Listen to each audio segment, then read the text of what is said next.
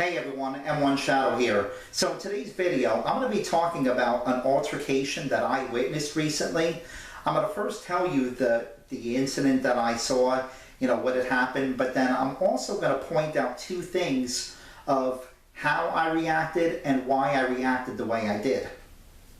So anyway, I'm not legally advising anybody to react the way I did. I'm just going to tell the story and explain why I thought the way I did was pretty good, and I'm looking forward to hearing comments on this, your comments and thoughts on this. But anyway, what had happened was me and a coworker were closing up the shop for work, locking everything up. It was time to go home, and I noticed on the street in front of the place, I saw two cars, one cut off another, and they stopped, and they were actually blocking traffic, and they got out, and it was a total of 4 girls, 2 out of each car, and they were, face to face screaming at each other, and right away I could tell, I said, this is going to get ugly. So without hesitation, the first thing I did was I grabbed my cell phone and I called the police. I explained where I was, I explained what was happening, and they said, okay. They started asking me different questions.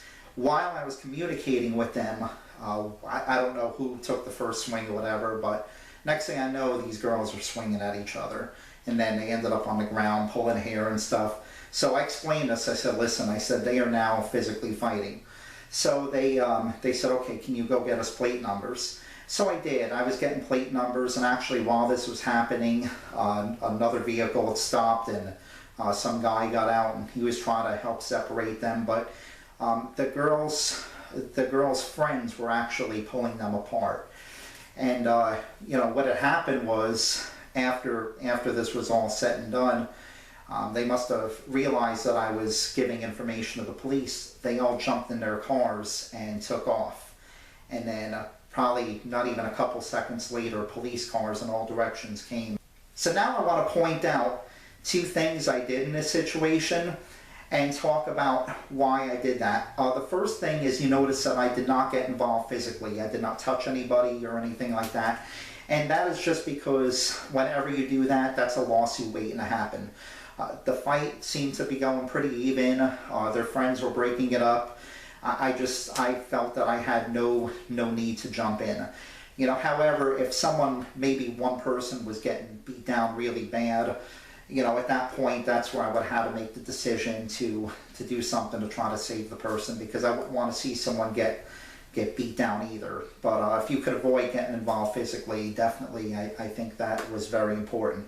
The other thing is, I don't have video footage to talk about it, because I was more concerned about getting this situation taken care of the right way, rather than, oh, let me grab my cell phone camera and record this and just try to make a couple bucks off a viral video to, off someone else's misfortune. When people do that, it actually just pisses me off. I can't stand it. You've got so many people that they're so quick to try to get video footage off someone else's misfortune, instead of trying to help and take care of the situation.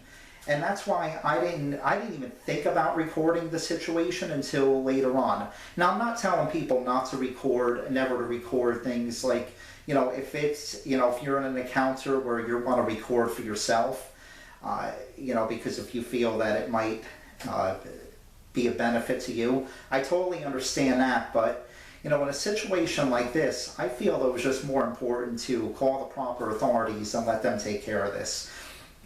Don't sit there and look for that viral video. I just can't stand when people do that. Be part of the solution and not part of the problem.